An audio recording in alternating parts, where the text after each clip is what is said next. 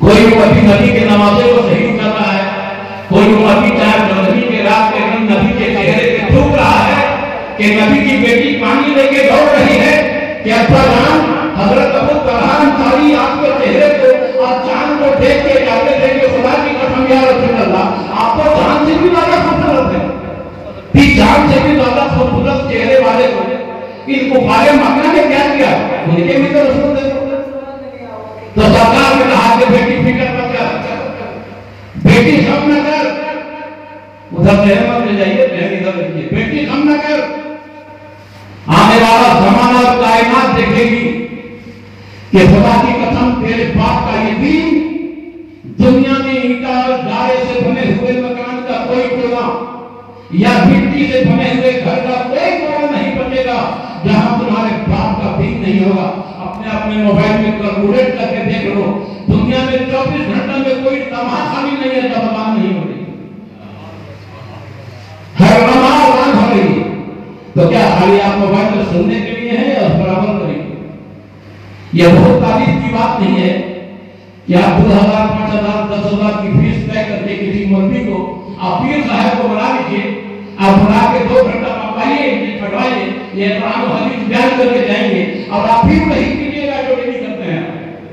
دین کو تماشا مت بنائیے، میں آج جھوٹ تو بول رہا ہوں، خدا کی قسم سچائی پر کرنے والے لوگ نہیں ملیں گے، بڑی اونچی اونچی پگڑیاں اور ٹوپیاں ملیں گی، لمبی لمبی داڑھیاں ملیں گی، لیکن دین سے محبت رکھنے والے لوگ آپ کو نہیں ملیں گے۔ اپنی گلی کا طواف کروائیں گے وہ، لیکن رسول اللہ کے بتائے ہوئے رستے کا طواف نہیں کروائیں گے۔ گزر جا آخرت سے آگے کہ یہ نور، گزر جا آخرت سے آگے کہ یہ نور، چراغ راہ ہے منزل نہیں ہے، میں بھی چراغ راہ ہوں۔ ابھی مولانا سے سنا ہے اہدنا الصراط المستقیم صراط الذین انعمت علیہم، کہ اے اللہ ہم کو اس راستے پہ چراغوں کی ہدایت کرا جس پر تیرے نیک بندے چلے۔ تو ہم آپ کو بتا رہے ہیں، آپ سچوں کو بتا کریے کہ اللہ فرما رہا ہے یا الذین آمنوا اتقوا اللہ کونوا صادقین، ایمان والو اللہ سے ڈرو اور سچوں کے ساتھ ہو جاؤ۔ تو ایمان والے ہی تو اللہ بول رہا ہے، ایمان والو اللہ سے ڈرو اور سچوں کے ساتھ ہو جاؤ۔ بھائی ایمان کو ڈر دیا ہو تو ہم اگر ایمان والے ہیں تو ہمیں اپنے رات دن کا محاسبہ کرنا ہوگا۔ ہم جب کما رہے ہیں تو دیکھنا ہوگا کہ اس کمائی میں کتنے حلال کا حصہ ہے، کتنے حرام کا حصہ ہے۔ سنیے مسئلہ ہے، جس کے جسم میں حرام کے خون کا ایک قطرہ ہوگا، خدا کی قسم اس کی عبادت ساری زندگی قبول نہیں ہوگی۔ حضرت جنید بغدادی کے زمانے میں حضرت بایزید بستامی رحمۃ اللہ علیہ سلطان العارفین ہوئے، جن کا لوح محفوظ میں نام دیکھا گیا، لیکن آپ لگاتار 16 سال تک عبادت کرتے رہے اور عبادت کا نور آپ کو نہیں ملا۔ تو آپ نے اپنی نماز کا جائزہ لیا، انویسٹیگیشن کیا، ریسرچ کیا کہ کہیں میری نماز میں تو کوئی کمی نہیں ہے۔ اپنے قیام کا انویسٹیگیٹ کیا، اپنے رکوع کا کیا، اپنے سجدے کا کیا، سارے معاملات کا نماز ٹھیک ملی۔ پھر آپ وضو کا انویسٹیگیشن کر رہے ہیں، وضو بھی ٹھیک ملا۔ پھر جہاں مصلی فکس تھا اس کا کر رہے ہیں، مصلی کا کر رہے ہیں، ہر چیز ٹھیک ملی۔ تب اپنے والدہ کے پاس گئے، امی جان السلام علیکم، ہم آپ سے کچھ پوچھنے آئے ہیں کہ جب آپ کے پیٹ میں ہم تھے تو آپ نے کوئی ایسی چیز تو نہیں کھائی جس پر آپ کا حق نہیں تھا؟ والدہ نے فرمایا کہ نہیں بیٹے ایسی کوئی بات نہیں ہے۔ آپ نے فرمایا کہ امی یاد کیجیے، بہت سیریس میٹر ہے، آپ یاد کیجیے۔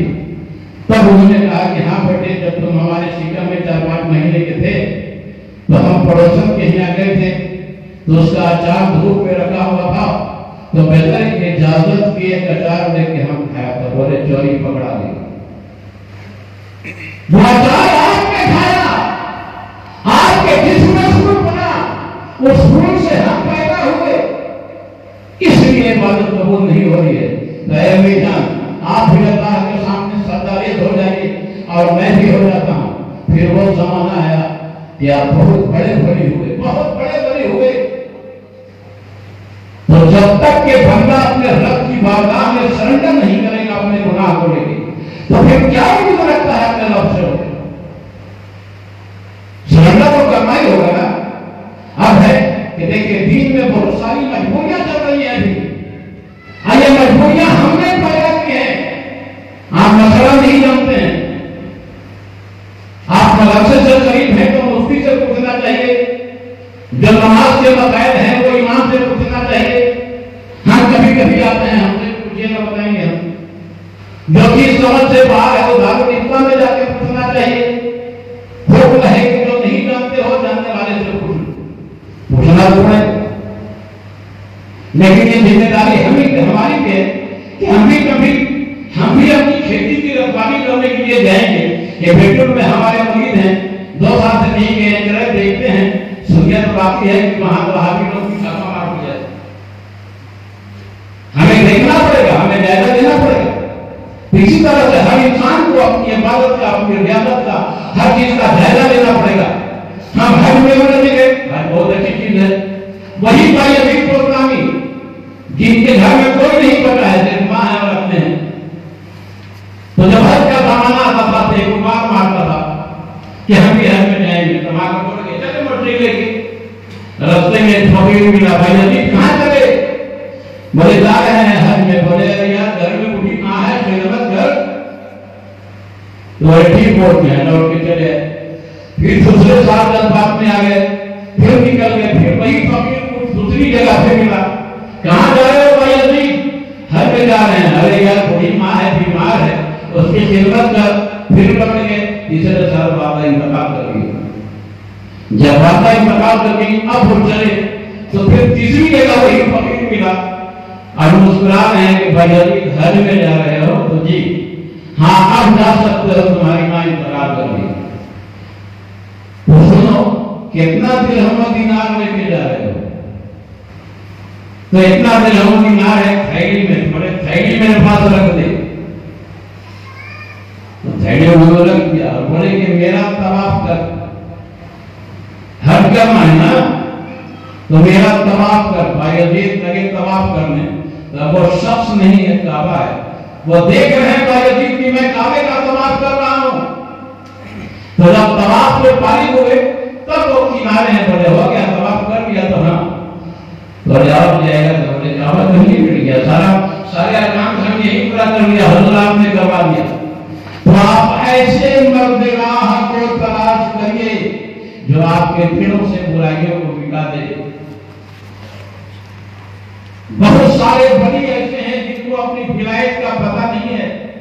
حضرت اویس کرنی دربانی کرتے تھے, اونٹ کی چرواہی کرتے تھے, گوجیا کا کام کرتے تھے, بھیڑ بکری چلاتے تھے, اور نماز کا وقت ہوتا تھا تو نماز پہ فائز ہو جاتے تھے.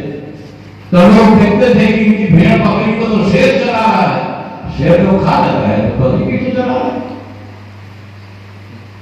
تو جب فائز ہوتے تھے نماز سے تو لوگ اٹھتے تھے کہ آپ نماز پڑھ رہے تھے تو آپ کی بھیڑ بکری کو شیر چلا رہا تھا. تو بولے ارے بھائی میں اللہ کے حکم پہ فائز تھا, میرے رب کا حکم ہے اور حکام عالموں سے اللہ بدلو, میرے اللہ کا اور سچا ہے, وہ بدل نہیں کرتا ہے کہ میرے بندے جب میری ڈیوٹی کا ٹائم ہو جائے تو میری ڈیوٹی پہ لگ جائے, تیری ڈیوٹی ہم کروا دیں گے. وہ نماز ادا کی ڈیوٹی تھی, ہم ان کی ڈیوٹی میں لگ گئے اور اللہ نے میری ڈیوٹی کروا دیا. تو اس میں ملائکے کی کیا بات ہے؟ قلم کے بازار میں لوگ دیوانہ اور پاگل بن کے پتھر مارتے تھے آپ کو, تو جسم پھوٹ جاتا تھا. آپ نوجوان بچوں کے پاس جاتے تھے تو بولتے تھے بیٹے میں اس لیے نہیں آیا ہوں کہ تم ہم کو پتھر مارو, تم ہم کو پتھر مارو لیکن چھوٹا پتھر مارو. بڑا پتھر مارتے ہو تو ہمارا جسم پھوٹ جاتا ہے, خون بہتا ہے تو بدن ٹوٹ جاتا ہے, بدن ٹوٹ جاتا ہے تو نماز فاسد ہو جاتی ہے. مار کھا کے دین کا ثبوت کر رہے ہیں, ہم کہہ رہے ہیں قوم کیا چیز ہے, قوموں کی امامت کیا ہے, قوم کیا چیز ہے, قوموں کی امامت کیا ہے. امام حسین قوم کے امام ہے, ہمارے مجدد اعلیٰ حضرت قوم کے امام ہیں, امام اعظم قوم کے امام ہیں, امام جعفر قوم کے امام ہیں, امام جعفر قوم کے امام ہیں. ان کی امامت معلوم نہیں ہے کسی مسجد تک, اور ہم اپنی مسلمانی لے کے گھوم رہے ہیں. ایک بلبل کسی طرف پر بیٹھ گئی تو وہی قصیدہ پڑھ رہی ہے کہ پہاڑ